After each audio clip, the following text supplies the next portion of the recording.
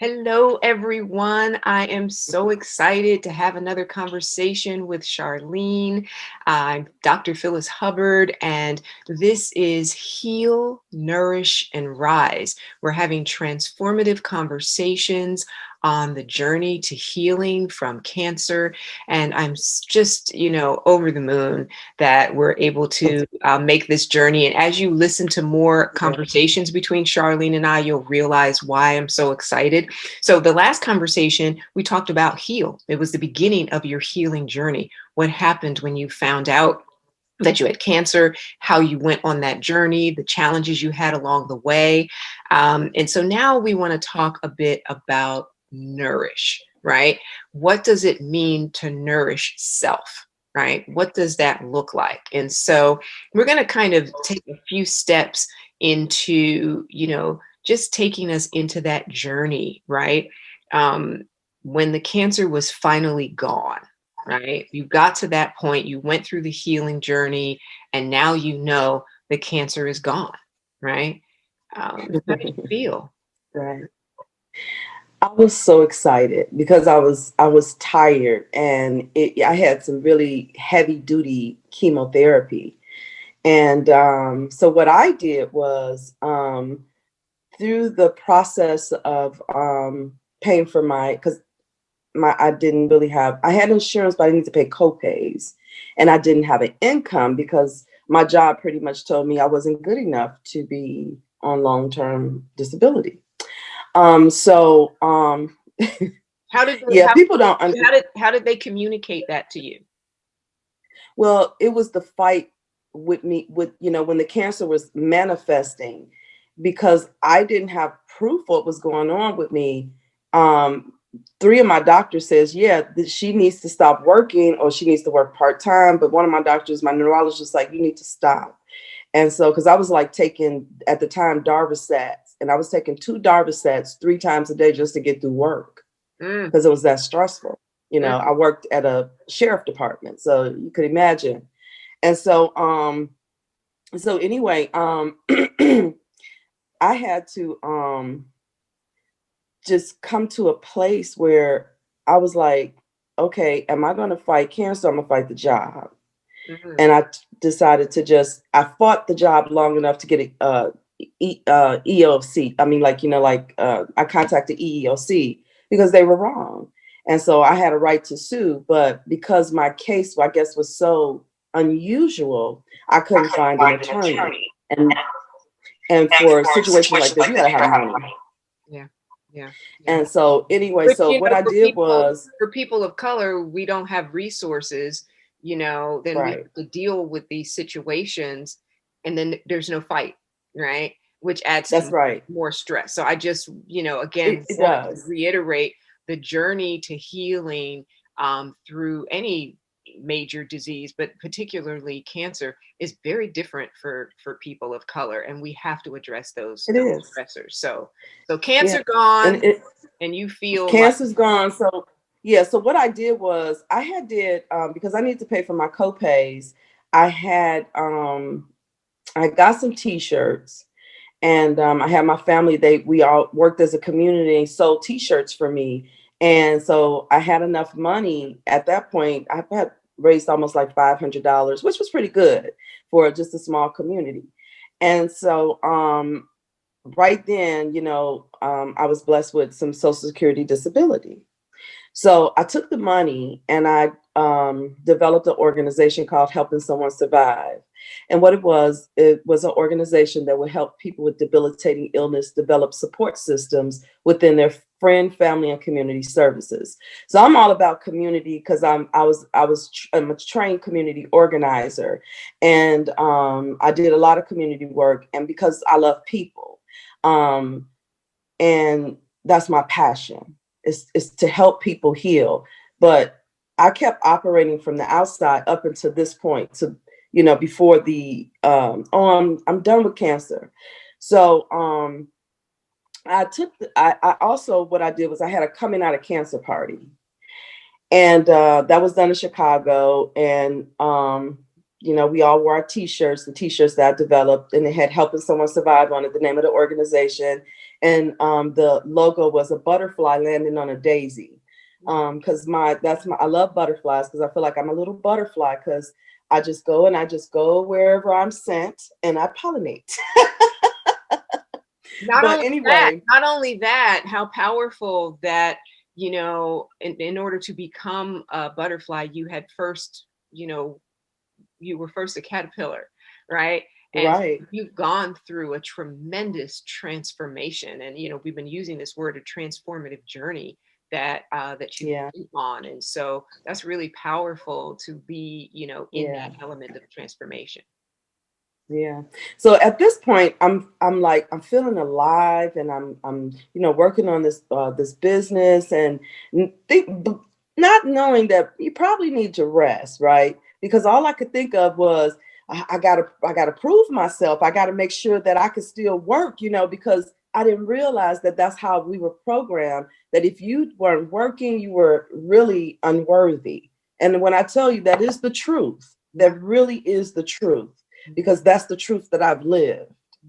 Yeah. I look at Congress and they talk about, well, we're going to make sure the middle class is okay. We're going to do something for the middle class.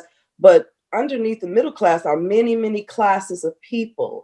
And if you don't take care of your feet Ayurvedically, what happens? Your body dies, right? That's right. So if you just fix the bottom, the top will adjust. Everything else will just go boop, boop, boop, boop. But anyway, So I'm sorry, I'm I need to pause you because I'm not okay. sure if people listening understood. Like, I'm asking you how you nourished your body. And the very Mhm. first thing you did when you realized, oh, no more cancer, let me start an organization for other people. And I'm like, have you healed yet? I mean, have you, No, like, I'm like, wait a minute, because can you just have like 5 minutes after the cancer is over to sit down and take a break? But this also speaks to who we are as a people. It is a yeah, collective, we are relational people, and we don't recognize how important it is. As it's said on airplane, right? When the oxygen mask comes down, if the cabin loses pressure, you're supposed to, oh, let me see, choke to death as you put the mask on everybody else, right? Isn't that what they say? Is that what they say? Oh no, that's not what they say. They say you take, put the mask on yourself first so that you that's are right. able to help others, right? And so I want to That's pause right. and just speak to that a little bit, because you jumped right into service and you still were not learning how to nourish yourself, right? And so That's you right. you did that, and we had conversations about that. But the question that I have for you is, at that point, what vision did you have, for your life? And I didn't have a vision. uh-huh, uh-huh. I, And I, and I you're didn't have you're a a vision Bible for believing person, and there's a biblical passage that says, "Without a vision, what happens? that you die. You You will die. perish." Right, Yeah, you die. right, You right. do. And see, at that point, all my life, I have been taught to look from the outside, even though I was always an inside person, because I will always, could see from my inside what was going on outside. But we were taught to take care of everybody else. So at this point, it's just robotics. Right. Because see, now I've went through this horrible thing, and I know how I feel, and I'm an empath, low level empath at that time. So here I am. I just got to take care of everybody, even through the cancer journey. That's what I did. I Right. took care of everyone else's emotions, and I just overrode mine. Right. So I started seeing a counselor, which was good, Mm. because then I started finding out different parts of myself. Hmm. So that's how I started to really connect. It was like, it was so weird. I found out I had PTSD only by pulling my medical records. And then that made me aware that something was going on inside. Mm. And then when I researched what it was, I realized I had it even when I was young. Because unfortunately, being Black is traumatizing, No unfortunately. kidding. No kidding at all.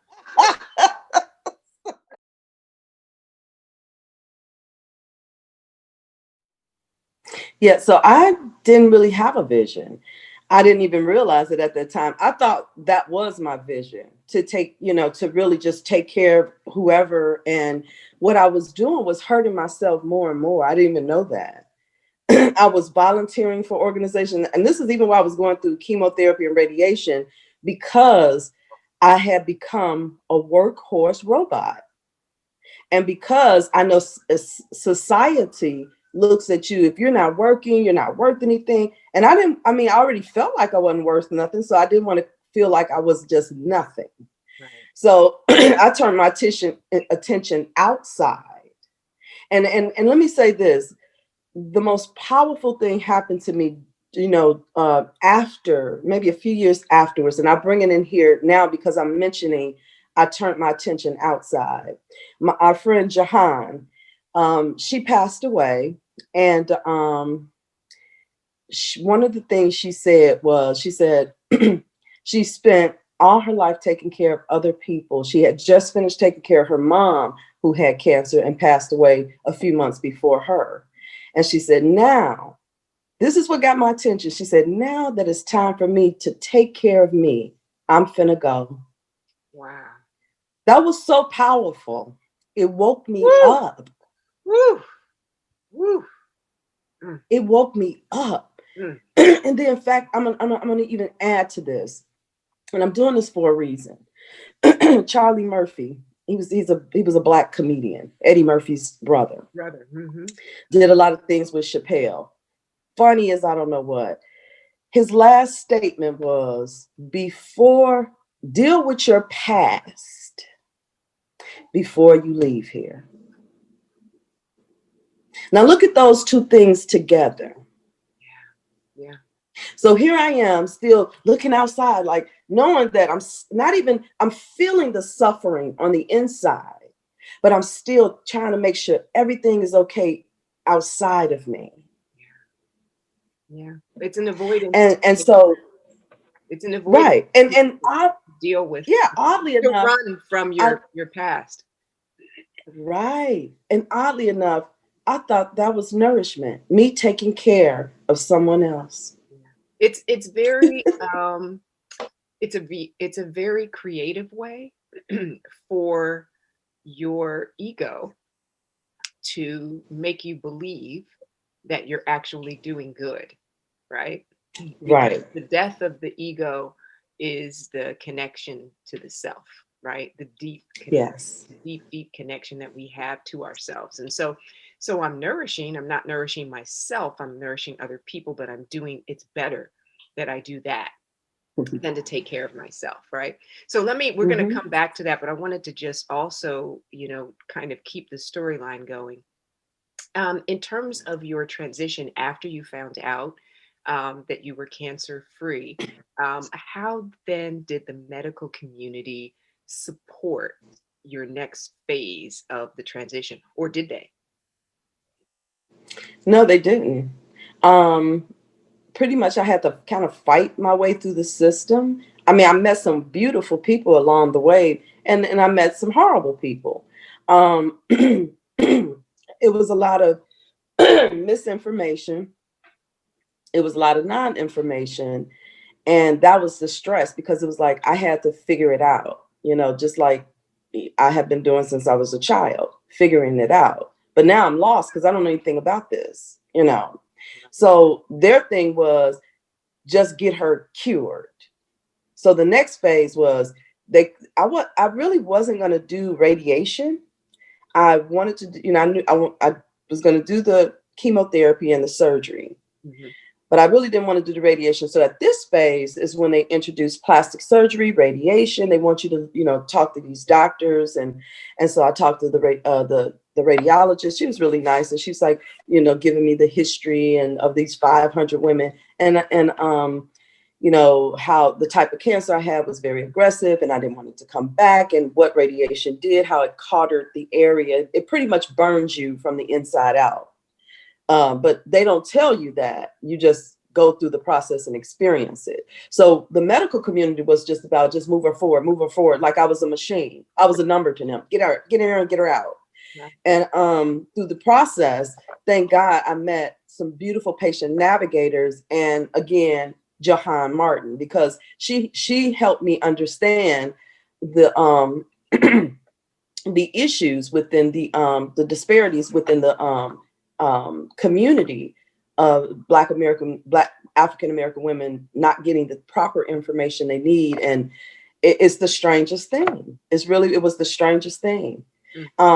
So no one prepared me for surgery. I didn't know what to expect. And then I was a large woman. So what they didn't tell me, well, if we cut off your breast, then we're going to leave this part on the side here that we consider is just fat under your arm because it's not part of your breast. But that's where I found my cancer. So how is it not part of my breast? So they cut my breast off and left this big flap hanging there.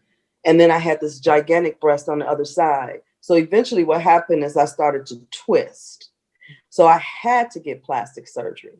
I had to do something so my spine won't, keep being, getting all messed up. Yeah. How many surgeries did you having? For the total journey, or just the actual, Well, let's talk total journey, because we want to really look at how you're nourishing yourself. Okay. So the total journey, let me see. It was 1, 2, and then it was 3, 4, 5, 6, 7, 8, 9, 10, 11 surgeries. 11 surgeries. And I'm not fixed. I'm not done. I just had to take breaks in between to heal my body, because it, within me, something was telling me, don't do those surgeries back to back. And then I remember you telling me about how to clean my system out from the poisons, with the cilantro and garlic. Right. And so that made me aware that this is poison, and I've already been poisoned, and I keep putting poison in my body. And so I was like, I had to take those spaces in between, along with the fact that I had already, the nervous system, the fibromyalgia. So I had to break in between. And then there's the factor of, let's go to the good doctors.